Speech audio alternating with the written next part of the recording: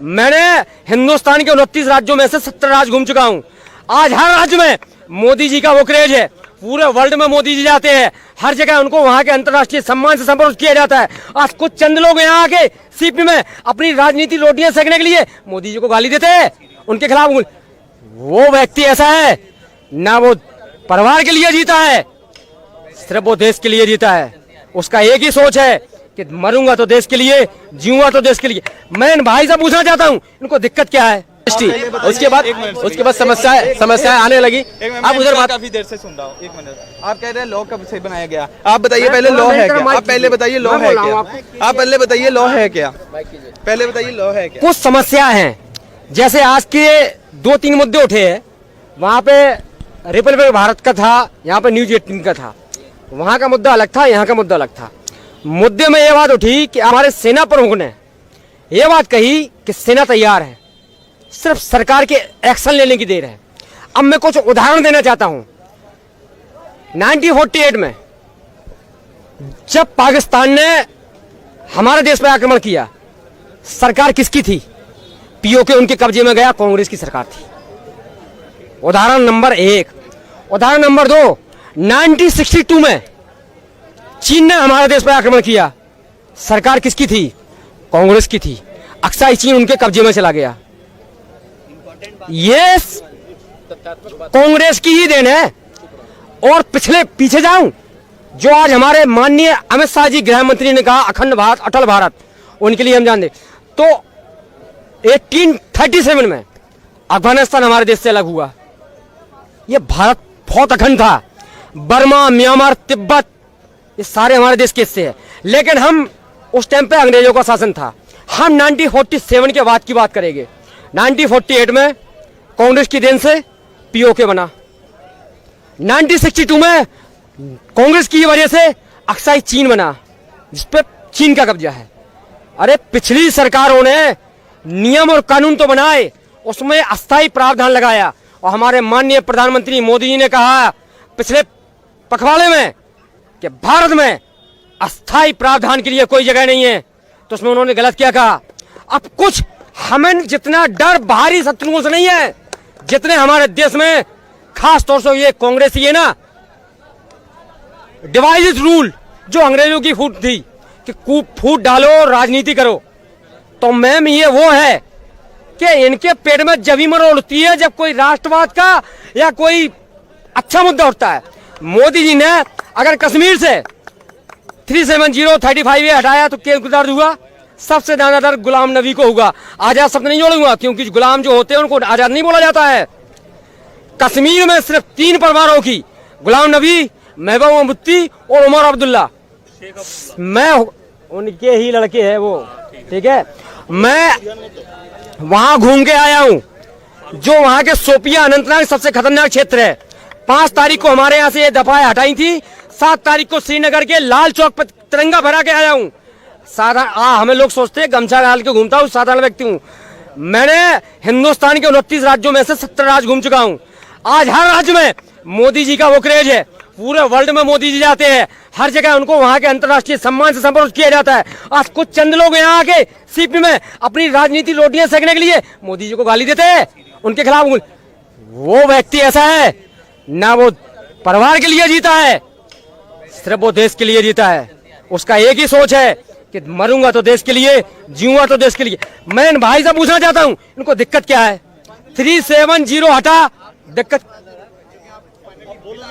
है?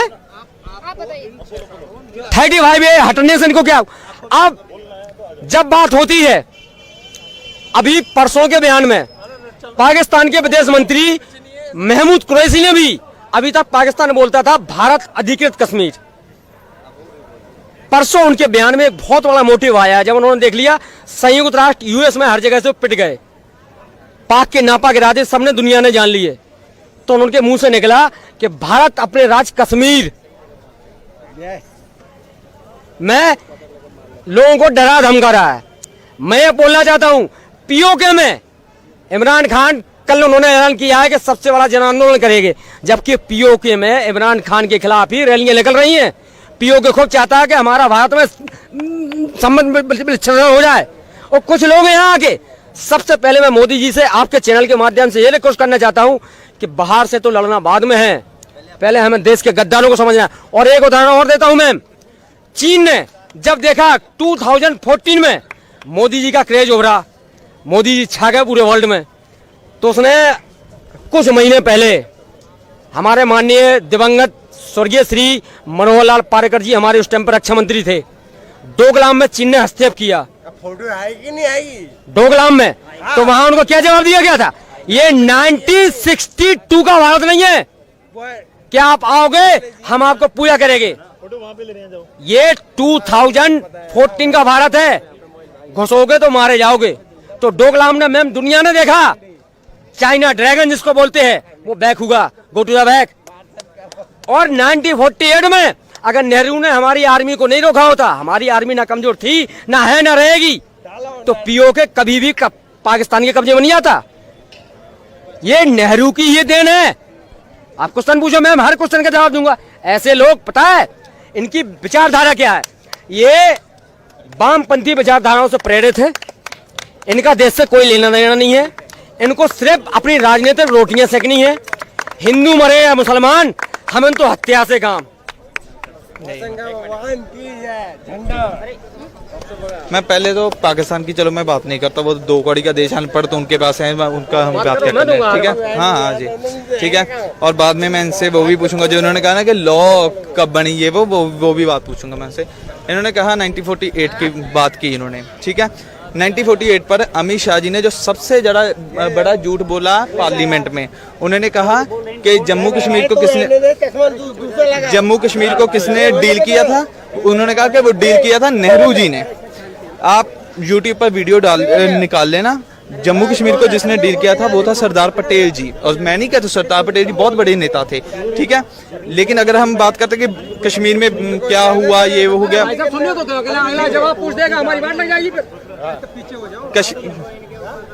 कश्मीर में क्या हुआ, ये वो कि पाकिस्तानों को बड़े कश्मीर उनके पास चला गया, ये वो। एक्चुअली थोड़ा सा पढ़ना, जब वो वॉर शुरू हुआ था, नहीं मैं आपने मुझे देशद्रोही बना दिया तो मैं ना बोलूं, ठीक है ठीक है ठीक है। आप ना 1948 की जो वॉर हुई थी ना उसको पढ़ना, वो क्या हुआ था। जब आई थे ना वो पाकिस्तानी, जब आ गए थे भारत की सीमा में आ गए थे, वो पहले हो गया था जब हरी सिंह ने अपने प्रधानमंत्री को भेजा था सरदार पटेल के पास। उन्होंने कहा कि हमारी मदद कीजिए। सरदार पटेल ने कहा हम आपकी मदद तब करेंगे लेकिन जब आप भारत के साथ आ जाएंगे। उन्होंने कहा कि ठीक है हम भारत के साथ आएंगे, ठीक है। डील हुई, भारत ने अपनी फौज भेजी पाकिस्तान को, जितना भी पीछे हो चुके थे वो चले गए। और जितना उन्होंने हमारी बात जितना भी वो कश्मीर था वो पाकिस्तान के हिस्से में आ गया। अगर हम बात करते हैं तो तब तो गृह मंत्री कौन थे, सरदार पटेल जी, ठीक है। मैं उनको जी कहता हूँ क्योंकि मैं उनका बहुत बड़ा फैन हूँ, ठीक है। अब उनकी बात 61 की बात, वो ठीक है। हमारी जो फॉरेन पॉलिसी थी वो बहुत कमजोर थी। हमारे जो कानून मंत्री थे, जो विदेश मंत्री थे, आई थिंक उन्होंने तो ये कह दिया था कि हम चीन तो हमारा दोस्त है, हमें तो उनके अब वहाँ पर पुलिस ही लगा देनी चाहिए, हमें तो फौज की जरूरत ही नहीं है। वो तो उनकी फॉरेन पॉलिसी कैसी थी, वो तो उनके ही जो पार्टी के नेता थे उन्होंने भी उनको कहा था, ठीक है। अब चलिए 71 की वॉर भी होगी। 71 की वॉर क्यों हुई थी, ये सभी को मालूम है। हमने बांग्लादेश अलग करवा दिया। बात नहीं पूछी जा रही है, हमने तो चार जो एक आज के मौजूदा परिस्थिति में चल रहे हैं। हाँ नहीं, अरे भैया तो ले भैया भाई साहब 1970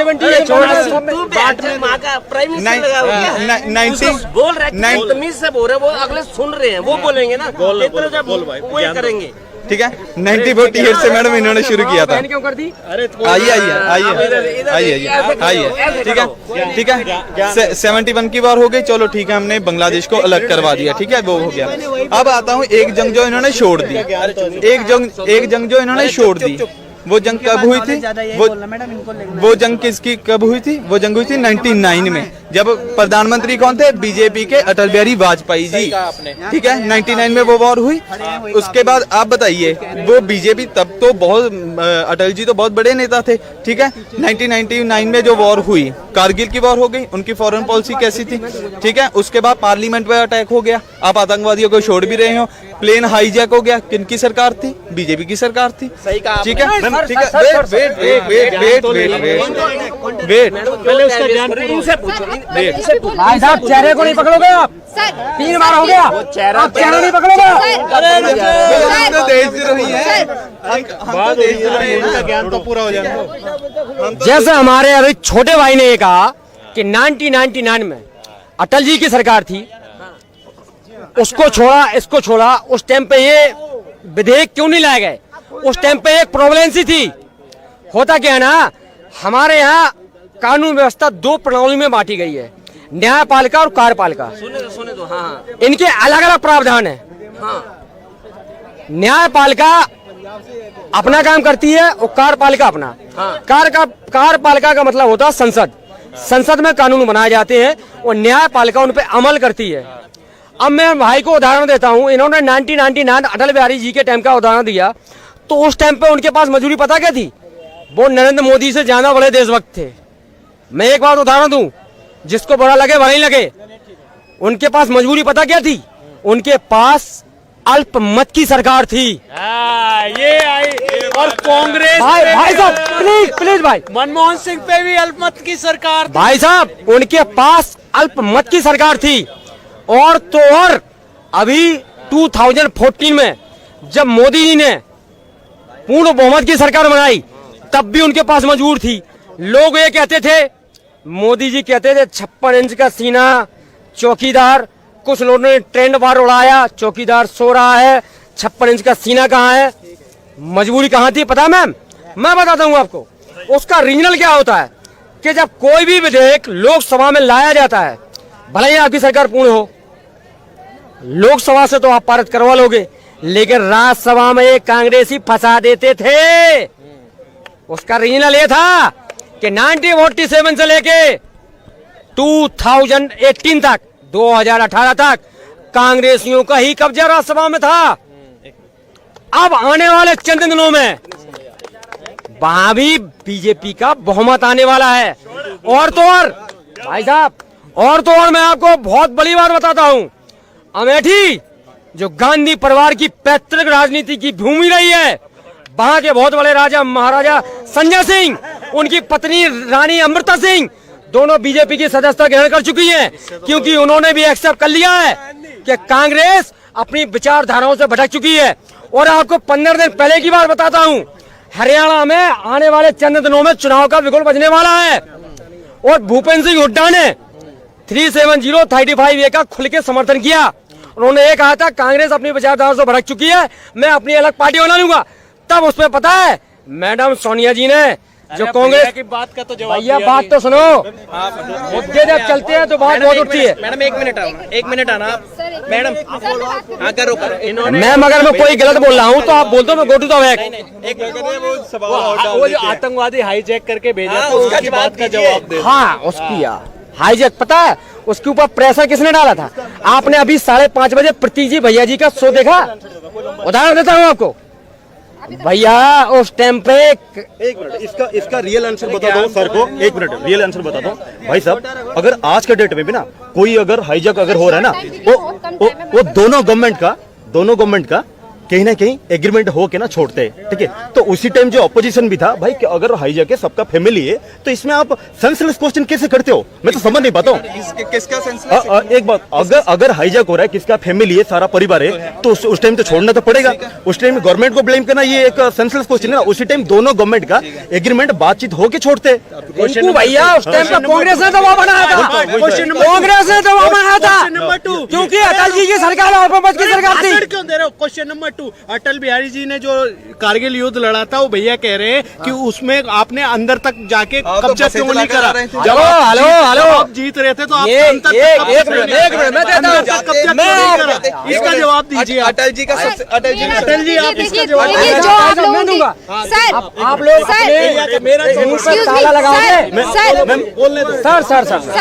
सर मेरा जो क्वेश्चन है, मेरा जो लास्ट मुद्दा है, हाँ चल मेरा जो लास्ट मुद्दा है वो मैं पूछ लेती हूँ, उसका फिर हमें जाना है, ठीक है। सर आपको बताया कि आज सोनिया गांधी ने ये कहा था कि जनादेश खतरे में जा रहा है, लोग जनादेश का दुरुपयोग कर रही है सरकार और लोकतंत्र खतरे में है। इस बात क्या कहना चाहिए? अच्छा, मैं ये बोलना चाहता हूँ, मैं मैडम सोनिया से ये बात कहना चाहता हूँ, वो खुद खतरे में है, सही है, सही, राइट। वो खुद खतरे में है, वो जनादेश खतरे में बता रही है। अब आपको बहुत बड़े उदाहरण दे रहा हूँ, जो हमारे देश के सर्वोच्च संवैधानिक पदों पर रहे हैं, वित्त मंत्री, गृह मंत्री माननीय पी चिदम्बरम जी आज तिहाड़ जेल के 7 नंबर वारंट में है, और अगला नंबर मैडम सोनिया का भी तो है। जिस व्यक्ति ने 70 सालों से देश का पैसा खाया है, ये चौकीदार है, ना तो सोएगा ना सोने देगा। इधर मैडम आंसर ले लो, आंसर लो madam answer, madam answer. Madam, अगर मेरी बात अच्छी लग रही तो हम पर लाइक करो, इनकी लग रही हो तो एक बात का आंसर नहीं मैडम, एक बात का answer. Thank you sir. Sir वहाँ ना सर कहाँ है केशव सर, कहाँ है? मुझे तो दिख नहीं रहे, कहाँ है? ये तो ये नहीं है, नहीं। कहाँ है ये? फोन करना जरा। क्या बात, क्या हो गया? हाँ सर, आप बोलोगे? नहीं, आप इसी चीज पे। एक मैडम जी, आप एक आपसे रिक्वेस्ट है, जितने आप ज्यादा सवाल करेंगे उतना अच्छा रिएक्शन मिलेगा।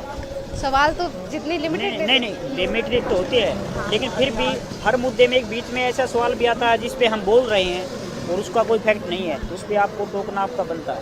नहीं सर, हमारे में ये नहीं है, मतलब ये है कि जो सर के मन में है वो सर पहले बता ले, फिर उसके बाद में दूसरा क्वेश्चन करूँगा। टोकना नहीं चाहती क्योंकि ये डिबेट नहीं है। मुझसे पूछिए ना, मैं बताता हूँ। कहाँ है सर? आप 2 मिनट। ठीक है। सर आपसे पूछो, सर आपको पता है कि आज सोनिया गांधी ने बयान दिया था अपनी पार्टी की तरफ से, उन्होंने ये कहा था कि लोकतंत्र खतरे में है और सरकार जनादेश का दुरुपयोग कर रही है। तो हमारे जो पूर्व प्रधानमंत्री हैं उन्होंने भी ये कहा कि प्रधानमंत्री नरेंद्र मोदी को अखबार में फोटो छपवाने की जगह अर्थव्यवस्था पे ध्यान देने की जरूरत है। क्या कहना चाहेंगे? मैं ये कहना चाहूँगा कि पहले जो हमारे पूर्व प्रधानमंत्री थे वो पहले तो कुछ बोलते नहीं थे, अब पता नहीं उनके पास जबान कहाँ से आ गई, वो इतना बोलने लगे हैं। मुझे तो लगता है उन्हें ये सब छोड़ के अभी थोड़ा संन्यास ले लेना चाहिए। अभी देश अच्छे से चल रहा है, उनको थोड़ा कम बोलना चाहिए और गुलामी अब कम दिखानी चाहिए। वैसे ही वो बहुत ज़्यादा बदनाम है, अब और बदनाम हो जाएंगे देश में। ये बिल्कुल उनका जो अभी जो वो जो हरकत कर रहे हैं, ये अपने आप का जो वो पहले ही लोग उनको देख चुके हैं। पहले वो फाइनेंस मिनिस्टर रह चुके थे, वो 91 के टाइम, उस समय उनका अच्छा इमेज था। उन्होंने अपना इमेज खराब किया 10 साल गुलामी करके, अब फिर वो और ज़्यादा गुलामी कर रहे हैं, इससे उनका इमेज और ख़राब होगा। तो बस यही कहना। सोनिया गांधी ने ये भी कहा कि जैसे कि पी चिदम्बरम के ऊपर ईडी की कार्रवाई, वो तो बहुत दिनों से चल रही थी और अब जाके वो तिहाड़ जेल पहुंच गए। अब एक एक करके कांग्रेस के जितने भी भ्रष्टाचारी नेता हैं उन्हें एक एक करके उन पर कार्रवाई हो रही है। तो सोनिया गांधी ने ये भी कहा कि एक आंतरिक दुश्मनी है, इसीलिए ये सब हो रहा है। कोई आंतरिक दुश्मनी नहीं है, जिसने भ्रष्टाचार किया है उसको सजा मिलेगी, जो कि सही चीज़ हो रही है। जो भी हो रहा है वो बिल्कुल सही चीज़ हो रहा है। सोनिया गांधी को पता है कि अब वो भी जेल जाने वाली हैं, इसलिए वो ये सब बोल रही है। वो उन्हें पता है कि अब अगला नंबर उनका है, उसके पहले वाड्रा जी का नंबर आएगा, इसलिए वो डर रही हैं, इसलिए ये सब बोल रही हैं, लोगों को भड़काना चाह रही हैं। लेकिन होगा वही, अब सब लोग एक साथ एक एक करके जेल जाएंगे।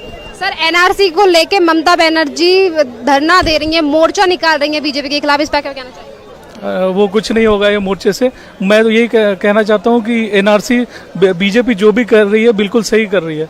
एनआरसी बिल जो है वो मतलब एनआरसी करके सबको जो भी मतलब देश के नहीं है उनको निकालना चाहिए, ये पता करना चाहिए, और उनको कम से कम वोटिंग का अधिकार तो नहीं होना चाहिए। इसका वो जो पॉलिटिकल पार्टीज़ है, ममता बनर्जी वगैरह जैसे लोग, ये लोग उसका दुरुपयोग कर रहे हैं, और मुलायम सिंह यादव जैसे लोग भी उसका दुरुपयोग कर रहे हैं। सर आप इस बात पर क्या कहना चाहेंगे कि अभी हमारे जो सेना प्रमुख है उन्होंने पाकिस्तान को एक करारा जवाब दे दिया है। उन्होंने ये कहा कि हमारी सेना पूरे 24 घंटे तैयार है, जिस वक्त भी उन्हें लड़ने के लिए सरकार अनुमति दे देगी वो तैयार है। बिल्कुल सही कहा है सेना प्रमुख ने, और पाकिस्तान अब पूरी तरह से डर गया है। और मुझे तो ये भी लगता है कि उनके पास एटम बम भी वो हमारे कुछ लोग बोलते हैं उनके पास फलूदा है, कुछ एटम बम भी नहीं है, वो बस डराने के लिए गीदड़ भभकी देते हैं। अब जब मजबूत सरकार आई है तो उनको डर लग रहा है, इसलिए वो उल्टा सीधा बोल रहे हैं, लेकिन फिर शांत हो जा रहे हैं। जब मोदी जी गरज रहे तो वो शांत हो जाते हैं। Thank you sir. बोलोगे सर आप? सर आज आपको पता है कि सोनिया गांधी और मनमोहन सिंह ने ये कहा कि अर्थव्यवस्था मोदी जी को फोटोज खिंचाने की जगह अखबार के लिए अर्थव्यवस्था पे ध्यान देना चाहिए। और सोनिया गांधी ने भी ये कहा कि जो सरकार है वो जनादेश का दुरुपयोग कर रही है। मैम देखिए, उन्होंने कुछ गलत तो कहा नहीं है, क्योंकि अगर देश की अर्थव्यवस्था देखी जाए तो बहुत ज़्यादा गिर रही है। वो ठीक है, हमारी मीडिया भी जो 90% मीडिया है जो, और पाकिस्तान की मीडिया भी है, वो भी हमें कश्मीर पर हमारा ध्यान लगा रहे हैं, हमारे भी कश्मीर पर ध्यान लगा रहे हैं। लेकिन सच तो ये है, जीडीपी तो पूरी तरह से गिर गई। हमारे मोदी जी कहते हैं हम $5 बिलियन के जो भी उन्होंने कहा कि हम बनाएंगे या इकोनॉमी बनाएंगे, कैसे बनाएंगे? 5% पर तो आपकी जीडीपी आ गई। अगर हम भ्रष्टाचार की बात करते हैं, ठीक है, कांग्रेस के नेता हैं, भ्रष्टाचारी तो हैं, इसमें भी कुछ नहीं है, लेकिन बीजेपी के भी हैं, ठीक है ना। तो दोनों तरफ है तो एक जैसे ही, वो दोनों ही सरकारें तो एक जैसी हैं, ठीक है। तो अगर नरेंद्र मोदी पहले तो कहते थे कि रॉबिन वाड्रा को मैं जेल में डालूंगा, अब क्यों नहीं गए, ठीक है ना। वो क्यों गए हैं? पी चिदम्बरम क्यों गए हैं जेल में?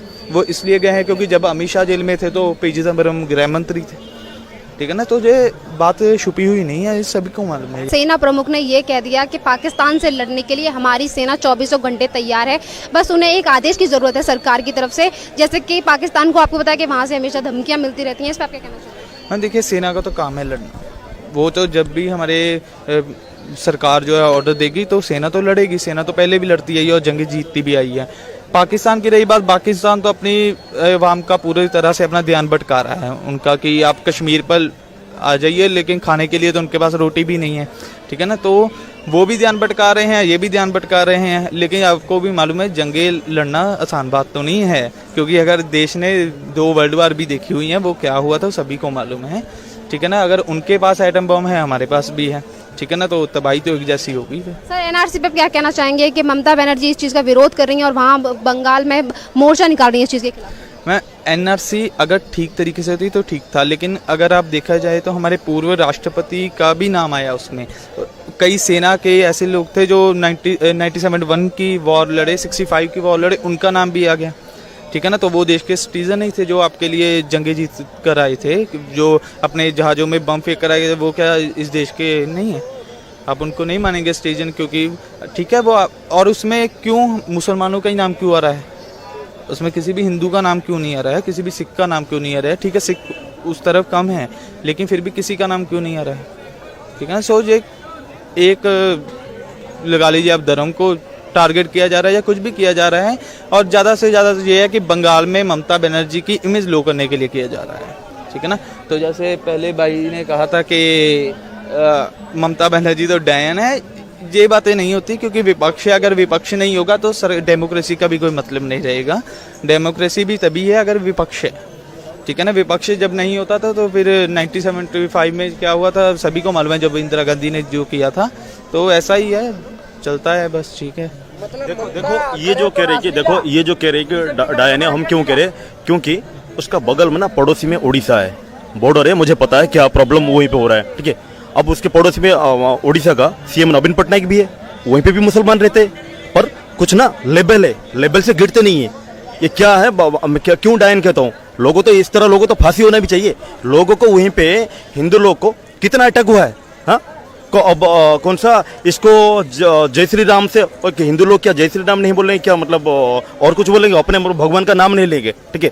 और बात रही जो एनआरसी का, ठीक है, जो कोई कह रहा है कि नहीं वहीं पे सिख भी है, वहीं पे ये भी है। सिख हमारे हिंदुस्तान के है, ठीक है, सिख हमारे हिंदुस्तान के। साफ साफ ये बांग्लादेशियों को इतना हर बात में एक्सक्यूज है। कोई लॉ अगर आ रहा है स्ट्रिक्टली, हर बात में इतना एक्सक्यूज क्यों भाई? इतना क्यों? पता नहीं, इतना डीपली सोचते बांग्लादेशी, उनको ऑल वर्ल्ड में कोई नहीं रखा है, ठीक है। अगर इतना दर्द हो रहा है ना, जिसको दर्द हो रहा है अपने घर पे थोड़ा थोड़ा 500 लोग लेके अपने घर पे पाल लो, ठीक है। लालू यादव थोड़ा तुम पाल लो, ठीक है, और दिग्गी बाबू तुम थोड़ा पाल लो, और बाकी सारा ममता बनर्जी तुम तो तुम्हारे घर पे ही रख लो। घर पे मतलब तुम्हारे इंडिया में तो है ही नहीं, जाओ कहीं पे भीख मांगो, कहीं पे जाओ जाके वहीं पे रखो, ठीक है। इतना क्यों दर्द होता है भाई? पूरा ऑल इंडिया में ये हो चुके, ऑल इंडिया में क्या पूरा फैल चुकी क्या? दूसरे लोगों का ये मिट्टी है ही है। बांग्लादेशियों को तो मिट्टी नहीं है ना, बांग्लादेशियों का मिट्टी नहीं है, बिल्कुल पूरा आके बीमारी करके रात को घूमोगे ये सारे बांग्लादेशी है, ठीक है। परे पड़ जाते हैं, कहाँ से आके बिल्कुल स्मेल करते रहते, जो कि इसीलिए इनको कोई रखना क्यों नहीं चाहता है? क्योंकि ये देश के लायबिलिटी है, देश के एसेट्स नहीं है। ये लायबिलिटी को कौन रखेगा भाई? अपने घर में जितना रिसोर्सेज है पहले तो उसको हम खाने के लिए है ही नहीं, ठीक है, और लोगों के लिए वैसे पहले से इतना पॉपुलेशन है, हम किसका क्यों जिम्मेदारी ले। मैं कह रहा हूं कि ये बीमारी को दूसरे गवर्नमेंट क्यों सही नहीं कहता, इसको तो इनको तारीफ करना चाहिए ना। इसको अगर ये मुद्दा उठाया, अगर ये गवर्नमेंट अगर इसका ट्रीटमेंट कर रहा है, ठीक है, इनको ये चीज को सपोर्ट करना चाहिए और इनके माइंड में कहीं ना कहीं लेना चाहिए कि इससे पहले गवर्नमेंट क्यों नहीं किया था। बांग्लादेशी रोहिंग्या कोई 10-15 लोग तो है ही नहीं, हा? पूरे हर जगह फैल चुके। ये बहुत बड़ा बीमारी है, देश की लाइबिलिटी है, हम नहीं लेना चाहते। जिसको दर्द है अपने घर पे 200 ले जाओ या 2-2 डजन ले जाओ। सर ये भी कह रहे हैं कि एनआरसी में मुसलमानों को ज्यादा टारगेट किया जा रहा है। नहीं मुसलमान नहीं, मुसलमान क्या बांग्लादेशी जो एक मिनट जितना जो बांग्लादेशी आए वो क्या हिंदू है क्या? मैक्सिमम है मुसलमान, रोहिंग्या जितना है वो सारे मुसलमान है। ओहो, देश तोड़ना है फिर से हिंदुस्तान में रहना है। मैं जो पूर्व राष्ट्रपति का नाम आया है वो क्या रोहिंग्या थे? जो सेना के सोनिया के कई लोगों का नाम आया वो क्या रोहिंग्या थे? वो अपने देश के लिए लड़े, तब फिर कह दीजिए कि वो देश के कुछ भी नहीं लगते। वो नहीं एक देखिए, जो ये एक का कह रहे ना वो 100% राइट है, ठीक है। कोई अगर धरती में, एक बात बताओ, कोई एक को कोई अगर 5 लाख लोग आए हैं या 40 लाख लोग आए हैं, एक लोग को क्यों कंपेयर कर रहे हो? ये एक लोग अगर एक मिनट, कोई अगर एक लोग का है कि कोई राष्ट्रपति का है, उनका बात है ना। राष्ट्रपति सबको पता है कि नहीं, अगर नाम ये है तो चेकिंग करा जाए, ठीक है, चेकिंग करके प्रॉपर पूरा क्लियर पूरा वेरिफिकेशन करा जाए, ठीक है। और कहीं ना कहीं हम नहीं कहते कि कोई जितना रोहिंग्या, हम नहीं कहते कि हमारे जो हिंदुस्तान में जो लोग हैं उनको कोई बाहर भगाए, ठीक है। जो जिसका प्रॉपर आईडी रिसर्च कर रहे हैं, ठीक है, जिसका अगर कहीं पे सपोज आप हमारे गांव जाओगे, ठीक है, कहीं ना कहीं अगर मेरे पास आईडी भी नहीं है तो गांव के लोग तो इंक्वायरी में पूछते नहीं ये इनका बेटा है, ये इसके दादाजी का नाम ये है, इनका जमीन वहीं पे है, ठीक है। अगर वो चीज कहीं ना कहीं सबूत मिलता नहीं है, सब कुछ इन्वेस्टिगेशन करने के बाद हम कहते हैं, इसमें भी क्यों दर्द है? मैं कह रहा हूँ कि इन्वेस्टिगेशन तो होता है ना, ऐसे नहीं कि अपना मर्जी, अरे भाई तुम चले जाओ, तुम बांग्लादेश से आओ, रोहिंग्या से आए हो, ठीक है, इन्वेस्टिगेशन कर रहे, इसको तो सपोर्ट करो। कोई पॉलिसी अगर हो रहा है उसको तो सपोर्ट करो। नहीं, कुछ लोगों को कौम ही दिखाई देता है, यही तो बर्बाद कर देता है। जो पाकिस्तान अपने कौम सोच के जैसे बर्बाद हुआ ना, क्यों हम बार बार फिर से पाकिस्तान का नाम ले रहा हूं? क्योंकि यहीं पे जो लोगों को ना, यहीं पे क्यों ममता बनर्जी को दर्द हो रहा है? क्योंकि इनको सब कुछ वोट तो वहीं पे लेना है, ठीक है, बिल्कुल पूरा एक कौम को लेके ही चल रहे। जितना लोग आगे भाई आओ, जितना बच्चा पैदा करो, मैं तो यहीं पे पूरा राज करूंगा, पूरा जो कहते कि पूरा ऑल वर्ल्ड का ना जो पूरा टेररिस्तान वो कर चुका है उस जगह को। कहीं ना कहीं पूरा अगर यूएपी अनलॉफुल अगर एक्ट अगर ये करा जाए ना, इसका पक्का 100% लिंक होगा। मैं कह रहा हूँ 100% लिंक होगा। अगर नहीं लिंक हो रहा मैं जेल जाऊंगा, मैं रेडी हूँ, सबूत कह रहा हूँ, क्योंकि इसका 100% लिंक है। मैं जो इन्होंने बच्चों की जैसी बात की कि वो बच्चे पैदा करो, ये सबसे ज्यादा बात तो साक्षी महाराज करते हैं। साक्षी महाराज कहते हैं कि हिंदुओं को 10-10, 15-15 बच्चे पैदा करने चाहिए, क्योंकि उनकी तो साक्षी महाराज तो बोलते हैं और आपने तो पूरा दस्तूरी दिखाए हो। ठीक है, तो आप भी दे लेना, ठीक है। ते थोड़ा सा रियलिटी फेस करना सीखिए। अगर ठीक है वो रोहिंग्या मुसलमान जो है वो ठीक है इस देश के नहीं है, तो आप बताइए बांग्लादेश को लौटा देंगे? वो बांग्लादेश लेगा वो कभी? ठीक है, थोड़ी सी रियलिटी को भी फेस करना सीखे ना। आप सिस्टम, आप ठीक है योजनाएं बना देते हैं, लेकिन उसके बाद कैसे उनको इम्प्लीमेंट करते हैं? आज तक कौन सी मोदी सरकार की कौन सी ऐसी योजना है जो अब तक इम्प्लीमेंट हो अच्छी तरीके से हुई हो? उनकी तो कोई कभी वो, देखिए ये बात कह रहे हैं कि जो लोग आ गए उनको लेंगे। खैर बांग्लादेश की स्थिति है कि वहाँ पे वहाँ के जो बासिंदे हैं उनको रहने की जगह नहीं है, तो लेने का सवाल तो नहीं उठता है, लेकिन उनको लेना पड़ेगा क्योंकि ये आपके यहाँ से आए हैं। और ये एनआरसी कहता है कि 1971 के पहले जितने लोग आए हैं उनके पास डॉक्यूमेंट्स के साथ, उनके पास डॉक्यूमेंट है, वही यहाँ के बासिंदे होंगे। 1971 के बाद के कोई भी आदमी यहाँ का बासिंदा नहीं रहेगा। और एनआरसी के अंतर्गत इन्हीं सारी चीज़ों को एक प्लान के तहत किया जा रहा है। और अभी जो एनआरसी अभी किया गया है यहाँ पे 2-3 बार किया गया है, तो पहले किया गया था तो कुछ 40 लाख लोग आए थे, उसके बाद संख्या कम हो गई, 19 लाख आ गई। ये कह रहे थे कि मुसलमानों को टारगेट किया जा रहा है। इनको मैं बता देता हूँ आंकड़ा क्या है कि 7 लाख उसमें मुसलमान है, केवल 12 लाख हिंदू है उसमें। राइट, यही सर मैंने कहा था। ठीक है, और ये कह रहे थे कि पूर्व राष्ट्रपति कोई थे, पता नहीं, मुझे ध्यान नहीं है, पता नहीं कौन है, जो भी है उनके परिवार के कुछ लोग निकल गए इससे। हाँ, निकले। देखिए 20 उसमें 10 से 15% लोगों ने फिर से डाला है कि भैया हम इस यहाँ पे रह चुके हैं, किसी पद पे रहे होंगे, किसी संवैधानिक पद पे रहे होंगे या कहीं पे उन्होंने सरकारी नौकरी की होगी, तो उसकी जाँच चल रही है। इसलिए उसको रोका गया। नहीं तो 19 लाख लोगों को यहाँ से बाहर किया जाने का प्लान है। लेकिन वो सारी चीज़ें जो 10-15% का डिस्प्यूट चल रहा है, जिस पे जांच फिर से चल रही है, वो सारी चीज़ें होने के बाद इनको अवश्य निकाला जाएगा। हम किसी भी स्थिति में हम अपने देश में बन रहे, हमारे देश की जनसंख्या ऐसी ऑलरेडी पहले से बहुत ज़्यादा है, हम ऐसे ही परेशान है, हमारे पास संसाधन सीमित है और उसको भोगने वाले बहुत से लोग हैं। और भूखमरी और इसकी इतना बड़ा देश होने के, इतने संसाधन होने के बावजूद भी यहाँ पे भूखमरी का सामना करना पड़ रहा है। यहाँ पे लोग नशाखोरी का लत हो चुका है, लोग को खाना नहीं मिलता तो नशा करने लगते हैं। तो सारी चीजें हो रही है, तो उनको कैसे एक्सेप्ट करें जो यहाँ पे अवैध रूप से रह रहे हैं। अभी तो ये 19 लाख का आंकड़ा है, केवल असम का आंकड़ा है। अभी ये बंगाल में आएगा, दिल्ली में आएगा, यूपी में आएगा, बिहार में आएगा, पूरे देश में होगा। ये अभी वहां से शुरू है, जहाँ से ये जड़ इसकी है, वहां से स्टार्ट हुआ यार, यहाँ से स्टार्ट हुआ। तो पहले की सरकार ने इसमें कोई संज्ञान नहीं लिया। अब धीरे धीरे क्या हुआ, वो पूरे देश में फैल गए, पूरे देश में फैल गए, जगह जगह फैल गए। आपको मैं बांग्लादेशी यहाँ पे हर जगह दिखा दूंगा, जो ये सूंघते आपको सोल्यूशन सूंघते हुए मिल जाएंगे रुमाल में। यहाँ पे यहीं पे 10-15 बच्चे यहाँ पे, इतने 12-12 साल के बच्चे यहाँ पे सूंघ रहे हैं। तो ये सब सारी चीज़ें हो रही हैं। क्यों बोझ बन रहे लोगों को हम क्यों रखें। हमारे देश में ऐसी जनसंख्या की इतनी ज़्यादा वो हो चुकी है कि हमें जनसंख्या कानून लाना पड़ रहा है, सारी चीज़ें करनी पड़ रही है। तो हम